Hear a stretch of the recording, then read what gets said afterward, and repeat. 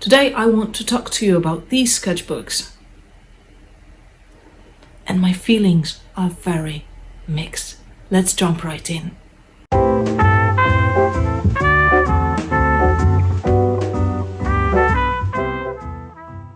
Hello my dear paint monsters, how are you doing? I hope you're doing great. I'm Aga of Hungry for Paint. I'm a watercolor paint maker.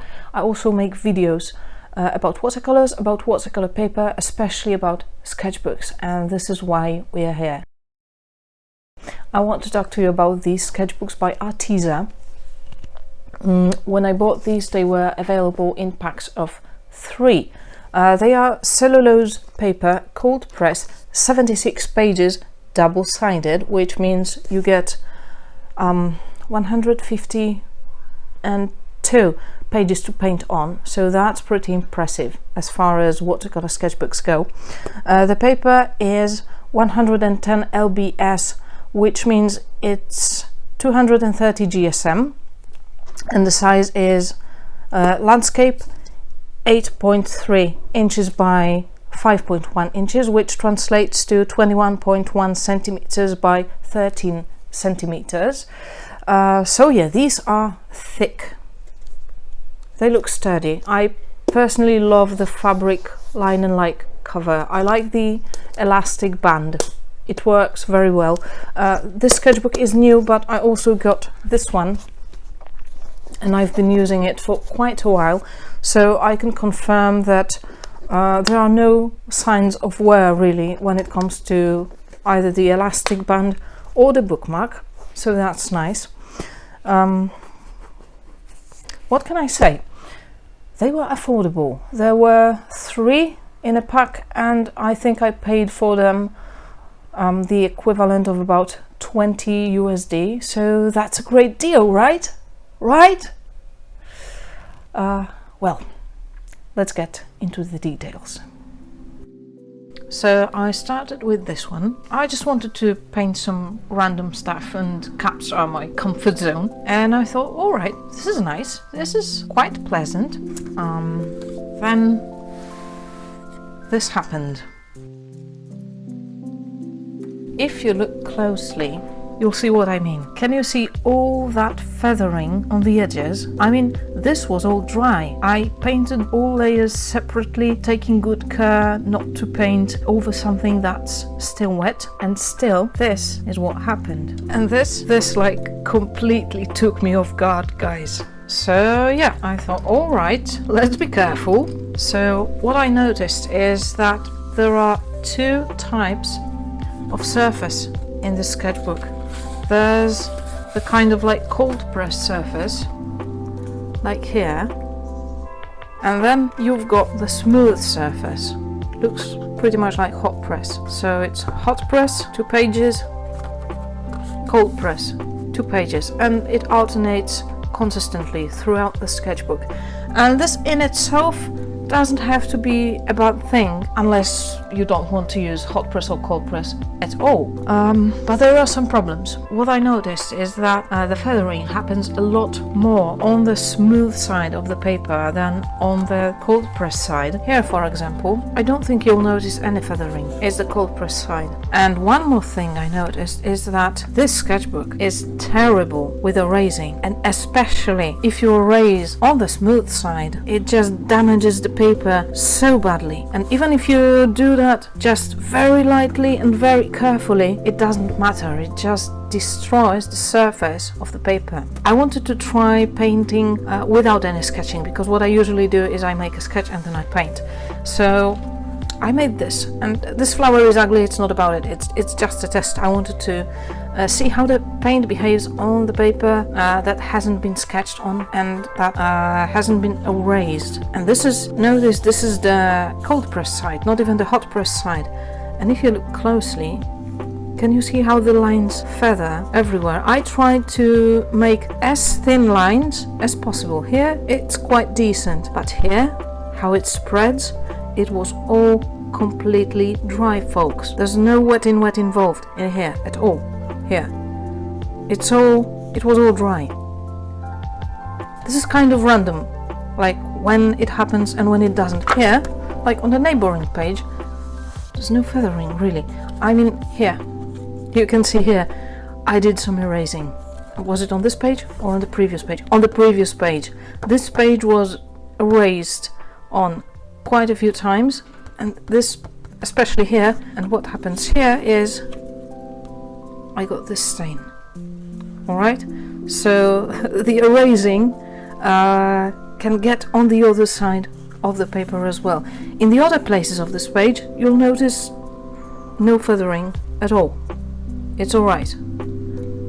But here, this is a disaster. So yeah, erasing doesn't help, but it seems to happen randomly anyway, with no erasing involved at all. Here, I didn't erase anything. I just painted without erasing. So yeah, this is not good. So another thing I noticed is that the paper dries quite unevenly. Like here, for example, if you look what happened here and here, it just dries uneven. If you want a flat wash, you have to work really hard to get it. I know it's cellulose paper, so it shouldn't be that much of a surprise, but it happens. Blending works to a limited degree too. Like here, for example, you can see here and here that the paint doesn't really spread all that well. Oh, and another thing on this page is that at some places in the sketchbook, the pages got glued together so that here the sketchbook won't lie flat. You really have to bend it. Can you see the line? You really have to work at it for it to get kind of flat. And it's not something that happens a lot, but it does happen a bit. Layering works kind of alright, but it's easy to pick up the previous layers of paint when you paint over them, when you glaze, even if they're completely dry and even if you don't overwork the top layer. So it just happens sometimes. So it's also something to keep in mind. Usually it's more of a problem with cellulose sketchbooks than it is with cotton paper, as far as I know. But yeah, so what I like about this sketchbook is that the paper doesn't really buckle. It stays flat even if it buckles a bit. When you paint, it gets back to pretty much being flat afterwards.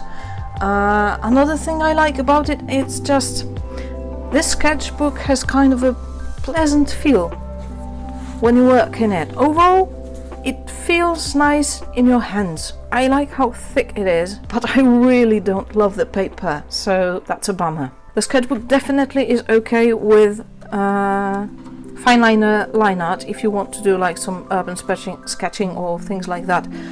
It works with fine liners just alright. And I tried this paper with gouache as well, and it seems to be working okay-ish as long as you don't dilute the paint too much, because then it becomes quite like watercolor and the same problems start, especially with the feathering. For example, if you look here at the paws, or have a look here at the shadows, they're not crisp. Alright? This is again the same feathering that happened here. And if you look at the paws, here I used a little bit too much water for outlines, and this is what happened. The line is really thick. I didn't want it to be that thick. So yeah, the paint spreads if you dilute it too much. Generally, I will not be purchasing this sketchbook again. It kind of feels nice, but it's also got some serious cons, some serious problems. Generally speaking, I very much prefer the Global Art Materials sketchbook that I showed in another video a while ago. And here I did some experiments with a Skoda Ultimo brushes, and I'll be making a separate video about these. There's a whole story behind it, and I'll be making it into a video. Okay, let's run a bunch of tests and see how this paper performs, so you don't have to take my word for everything. First, I'm going to do some washes that I'll later use to check lifting and staining. Then I'll try some blending, and at the very end I'd like to try some layering. I will use Ultramarine French from Daniel Smith, Phthalo Blue Green Shade from Daniel Smith, and Hansa Yellow Light from Daniel Smith as well. Ultramarine is a granulating color, phthalo blue is not, so we'll have a nice comparison. Okay, I'll do this wet in wet, so it's easier. I decided to use the cold pressed side of the paper as it's better suited for watercolors. I'll try to use a little less water here. Alright, now on to blending.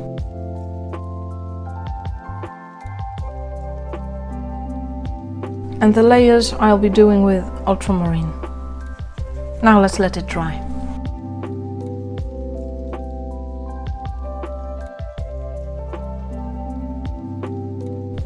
Okay, let's try some lifting.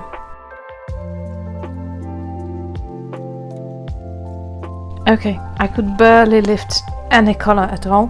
Phthalo is a very staining color, so I didn't expect to pick up a lot, but still, I was a bit surprised. I'll show you what it looks like in the Global Art Materials sketchbook, the same test.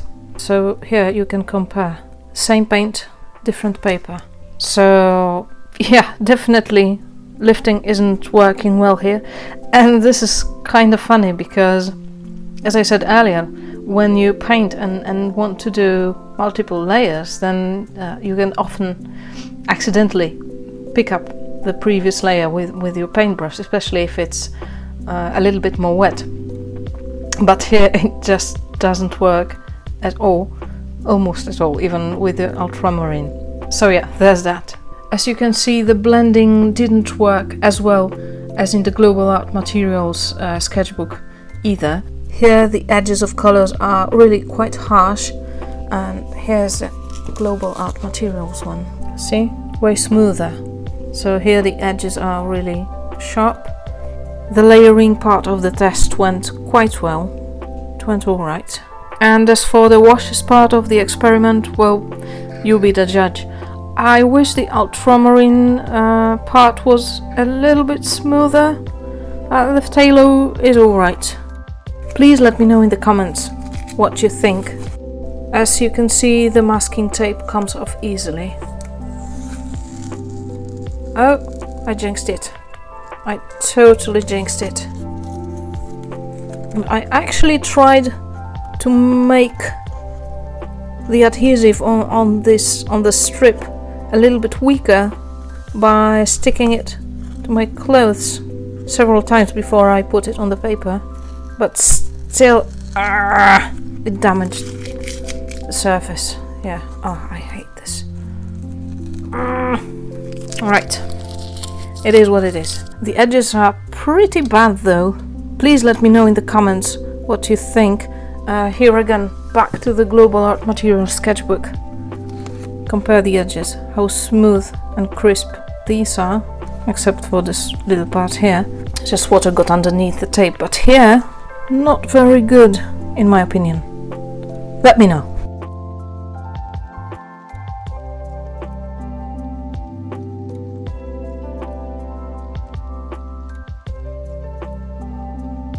As you can see so far, this feathering thing really seems to be completely random. I mean, look at how crisp the edges are. Absolutely nothing wrong with it. This page has been really pleasant to work on, and it really annoys me how random this is. You just can't tell when it's going to be smooth and when it's going to feather. Okay, let's leave it like it is.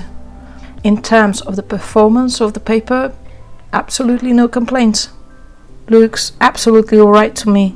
Let me know what you think. So yeah, thank you for watching. I hope you enjoyed the video and found it informative. Make sure to check out my other videos about paint and paper. And if you like the video, please consider liking and subscribing. It helps with the YouTube algorithm, and yeah, I will be very grateful.